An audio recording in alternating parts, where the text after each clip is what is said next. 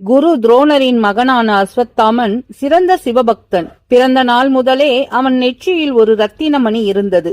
அது அவனை பசி, சோர்வு, தாகம் இன்றி வாழ வைக்கும் அற்புத சக்தி கொண்டிருந்தது. மகாபாரத இதிகாசத்தில் பிரம்மாஸ்திரம், நாராயண அஸ்திரம், பாசுபதாஸ்திரம் தெரிந்த ஒரே மாவீரன் அஸ்வத்தாமன் மட்டும்தான். தன்னுடைய தந்தைக்கு அர்ஜுனன் மிகவும் பிரியமானவனாக இருந்ததால் ஆரம்பம் முதலே பாண்டவர் அனைவரையும் வெறுத்தான். மகாபாரத போரில் கௌரவர்கள் பக்கம் நின்றான். துரியோதனன் போரில் தொடை பிளக்கப்பட்டு மண்ணில் விழுந்த நேரத்தில் என் சார்பாக பாண்டவர்களை கொன்றுவிட்டு வா என்று அஸ்வத்தாமனை அனுப்புகிறான்.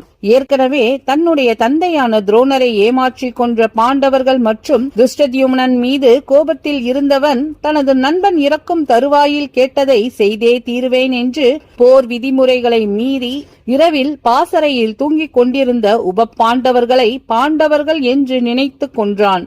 திருஷ்டத்யும்னனையும் சிகண்டியையும் கொன்றான். காலையில் அவ்விடம் வந்த பாண்டவர்கள் மற்றும் திரௌபதி கதறி துடித்தனர். அஸ்வத்தாமன் தான் இதற்கு காரணம் என்று கிருஷ்ணர் கூறுகிறார். எல்லோரும் அஸ்வத்தாமனை பிடிக்க செல்கின்றனர். அதற்குள் அவன் பிரம்மாஸ்திரத்தை ஏவுகிறான். அர்ஜுனனும் அந்த அஸ்திரம் ஏவ மந்திரம் சொல்கிறான். அப்போது அங்கே வந்த வேத வியாசர் மற்றும் நாரதர் அவர்களை தடுத்தனர்.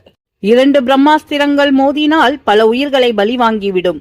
அதனால் அந்த எண்ணத்தை கைவிடுங்கள் என்றனர். அர்ஜுனன் அவர்கள் சொன்னது கேட்டு அம்பு எய்யவில்லை. ஆனால் அஸ்வத்தாமன் எய்த அம்பினை திரும்ப பெறாமல் அந்த அம்பின் இலக்கினை அபிமன்யுவின் மனைவியான உத்திரையின் கர்ப்பத்தை நோக்கி செலுத்தினான். பாண்டவர்கள் வம்சம் பூண்டோடு அழிய அவன் செய்த செயல் எவராலும் மன்னிக்க முடியாத ஒன்றானது.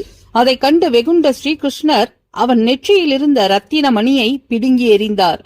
மகாபாரத போரில் பாண்டவர்கள் கௌரவர்கள் இரு தரப்பிலும் பல போர் விதிமுறைகள் மீறப்பட்டது. ஆனால் கருவில் இருக்கும் ஒரு சிசுவை அழிக்க அம்பு எய்திய உன் செயல் மன்னிக்க முடியாத மகா பாவம்.